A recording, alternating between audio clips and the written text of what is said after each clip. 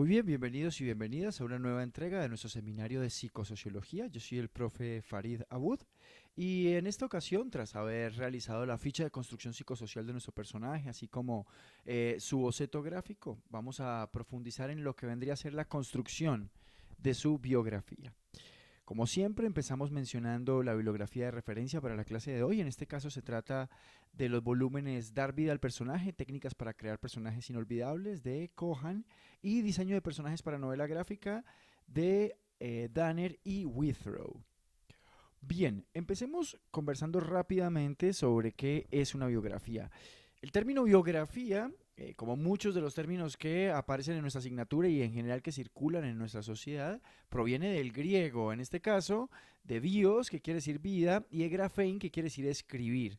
La biografía no es entonces sinónimo de la vida o de la historia de un personaje, sino que es ante todo una construcción. Es, digamos, lo que queda registrado, lo que se escribe, que no es necesariamente la vida. Eso es importante para que lo tengamos presente. Una biografía está marcada, atravesada por una perspectiva valorativa desde la cual se narra. Dependiendo de quién nos narre la biografía del personaje, puede que nos cuente toda su historia o puede que nos deje algunos vacíos, puede que lo juzgue de una u otra manera. Eso para tenerlo en cuenta. A ver, como género literario, uno puede decir que la biografía es un texto fundamentalmente narrativo, pero también hay que tener presente que ella también implica partes que son descriptivos y a partes que son explicativos.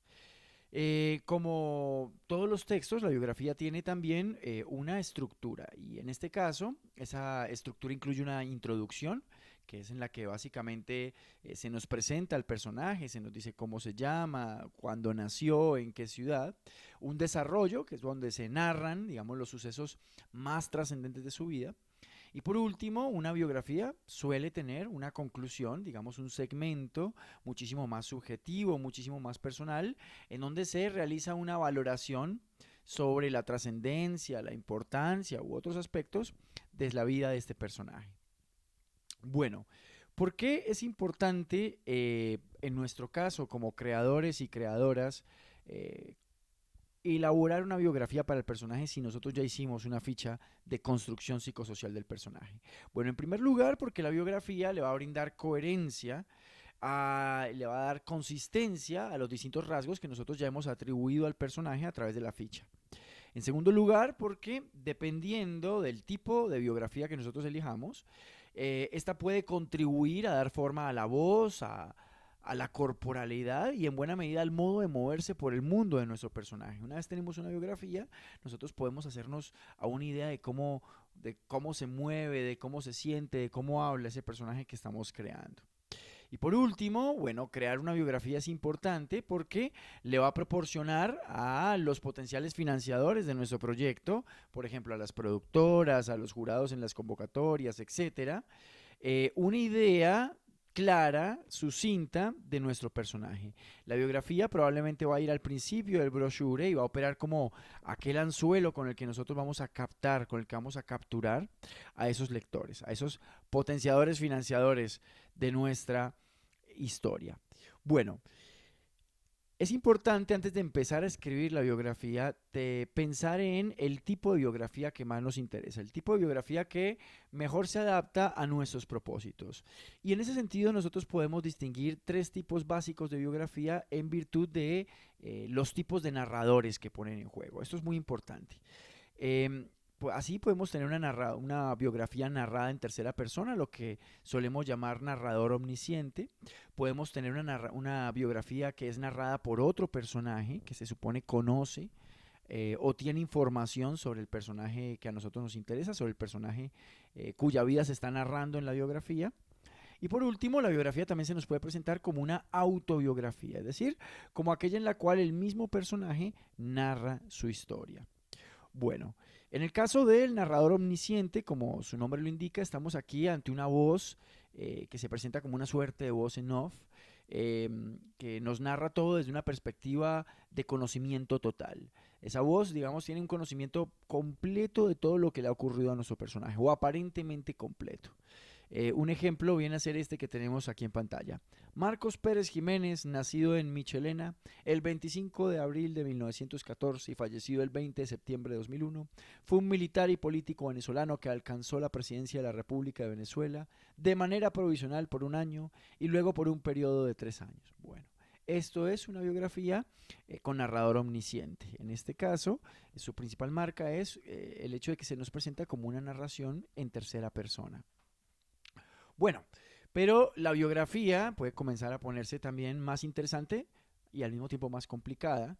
La biografía de nuestro personaje puede ser narrada por otro personaje que lo haya conocido. Aquí las posibilidades son infinitas. Puede ser un viejo amigo, un enemigo, el policía que ha perseguido a nuestro personaje o que lo va a perseguir a lo largo de la historia. Puede ser su madre, su padre o su enamorado, su enamorada. Ejemplos de ello pueden ser los siguientes fragmentos. Conocí a Marcos Tarántula en 1985, a la salida de un bar de mala muerte. Todavía recuerdo su sarcástica sonrisa. Y bueno, inicia ahí la biografía.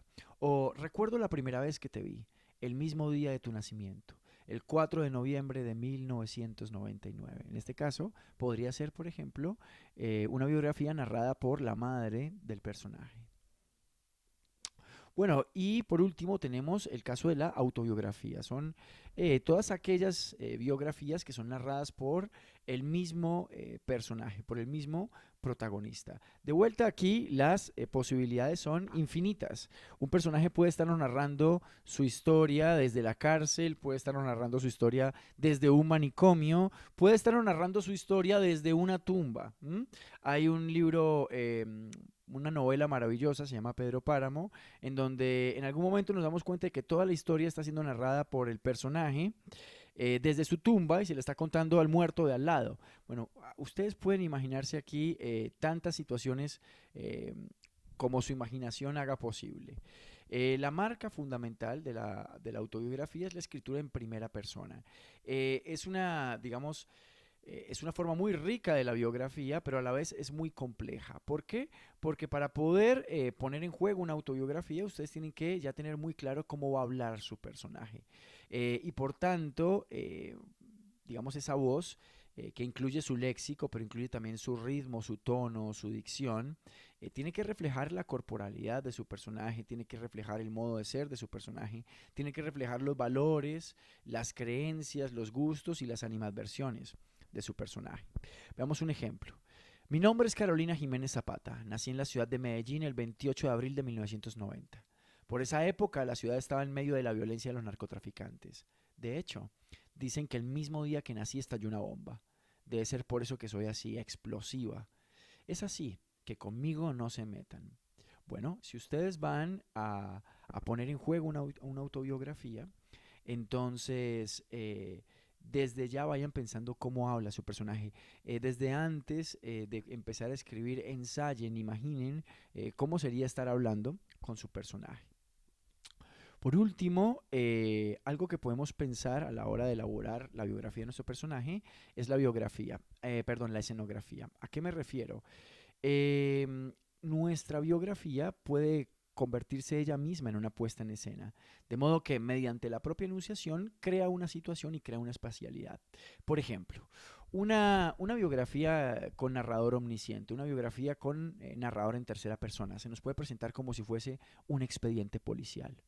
O se nos puede presentar como si fuera la historia clínica de nuestro personaje. ¿Lo notan? Ella misma crea una escenografía y por tanto crea una cierta situación de lectura. Una biografía narrada por otro personaje se nos puede presentar como una carta. Alguien nos puede contar a través de una carta la vida de ese otro personaje. O puede ser, imaginémonos, una confesión ante el juez y alguien comienza a narrar cómo es la vida de la otra persona. O este otro personaje que narra la vida del personaje principal puede ser un soplón que le está contando la vida de nuestro personaje principal a la policía. Puede ser también una conversación. Alguien simplemente está conversando con nosotros y nos está contando la historia de alguien maravilloso a quien alguna vez conoció. Bueno, al mismo tiempo una autobiografía se puede presentar como bajo la escenografía de un diario íntimo. bajo la escenografía de una entrevista, se puede presentar también como una confesión, como la carta de un suicida, etcétera. De nuevo, las posibilidades aquí son infinitas. Bueno, aquí cuando decidimos, digamos, poner en juego una escenografía en la biografía de nuestro personaje, digamos, ya estamos llegando a otro nivel, estamos poniendo en juego otro nivel, nuestra biografía se puede volver muy rica, puede ser mucho más interesante, pero también se puede poner mucho más difícil de construir. Así que si elegimos una de estas vías, tenemos que pensarlo muy bien, tenemos que planificarlo muy bien. Estamos corriendo riesgos, quizá riesgos que valen la pena, pero riesgos al fin y al cabo. Bueno, como siempre, muchísimas gracias, espero que hayan disfrutado este material tanto como yo. Nos vemos en unos minutos en nuestras videoconferencias. Hasta luego.